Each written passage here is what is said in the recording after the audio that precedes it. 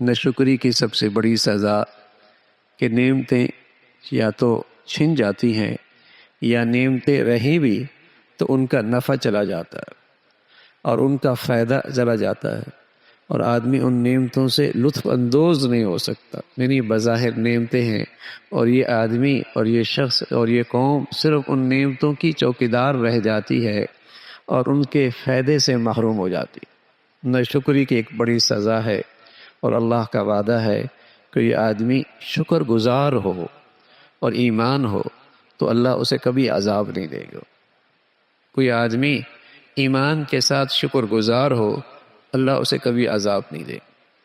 ما یفعل اللہ بعذابکم ان شکرتم وآمنتم، مجھے کیا پڑی تمہیں عذاب دوں۔ اگر ایمان اور شکر گزاری تمہاری زندگی میں ہے تو اللہ اس قوم کو عذاب نہیں دیتا، اور اس گھرانے کو بھی عذاب نہیں دیتا، اور اس فرد کو بھی عذاب نہیں دیتا جس کی زندگی میں ایمان کے ساتھ شکر گزاری ہو۔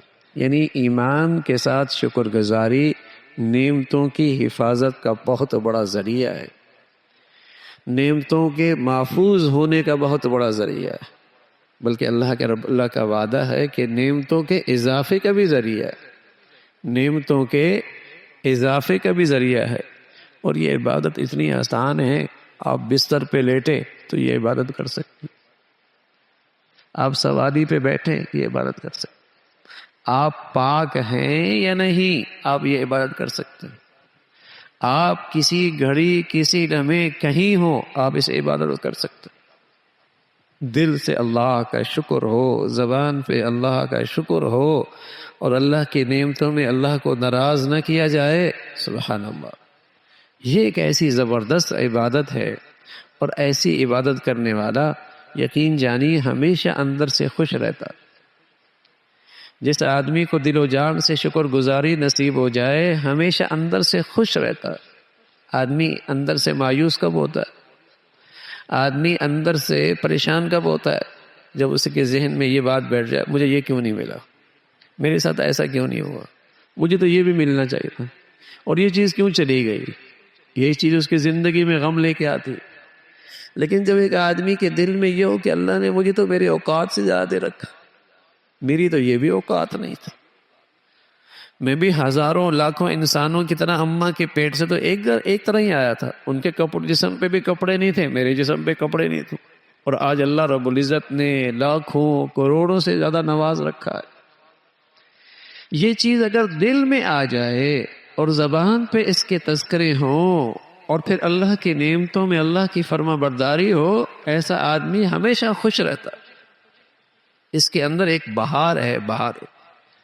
تو نعمتوں کی حفاظت، نعمتوں کی بڑھوتری، نعمتوں میں اضافہ، اللہ تعالیٰ کی پکڑ سے حفاظت، اس کا نسخہ اکثیر ایمان کے ساتھ شکر گزاری کی زندگی۔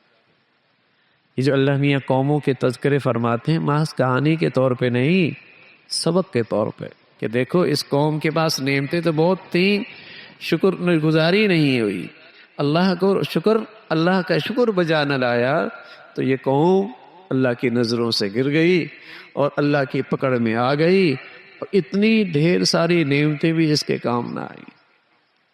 عزت بھی ملی تھی، فضیلت بھی ملی تھی، کیسا تھا؟ آسمان کے نیچے تھے، آسمان سے بادل ان کے لیے سایہ بن جاتا ہے۔ اللہ کی شان کیسی قوم تھی کہ پتھر پہ لاٹھی مارتے ہیں چشمے جاری ہو جاتے ہیں۔ اس قوم کے لیے کہاں کہاں سے نعمتوں کا سلسلہ شروع نہیں ہوا، لیکن نہ شکری کی تو اللہ کی پکڑ۔ تو اللہ تعالیٰ ہمیشہ ہمیں اپنی زندگیوں میں شکر گزاری کی دولت نصیب فرمائے اور شکر والی عبادت نصیب فرمائے، ہمارے بچوں کو بھی نصیب فرمائے، ہماری بچیوں کو بھی نصیب فرمائے۔ آج اولادیں ماں باپ کی نافرمان ہیں اور ان کے دلوں میں ایک شکوہ ہے، ابا نے کیا کیا ہے ہمارے لیے، اماں نے ہمارے ساتھ کیا ہی کیا ہے۔ اس لیے کہ ان کے ذہنوں میں نعمتوں کا شکر نہیں ہے، نعمتوں کا شکر نہیں ہے۔ ہر آدمی جب بندوں کی ناشکری کر رہا ہے تو وہ محسن حقیقی کا شکر گزار کیسے ہوگا جو تو غیب میں ہے، جو تو پردے میں ہے، جس کا تعلق ہی ایمان سے ہے۔ تو جو بندوں کا بھی شکر ہو، خالق اور مالک کا بھی شکر ہو، یہ عبادت ہوگی تو زندگیوں میں خوشیاں آئیں گی. تو اپنے بچوں میں بچیوں میں شکر کی عادت کہ اللہ نے کتنا دے رکھا اور لاکھوں کروڑوں سے زیادہ دے رکھا، ان کی طبیعتوں میں شکر گزاری آ جائے. آج شکوے ہیں، آج شکایت ہے، آج ناشکری ہے، اور یہی زندگی کو پریشان کر رکھی ہے اسی چیز نے. اللہ تعالیٰ شکر والی زندگی نصیب فرمائے.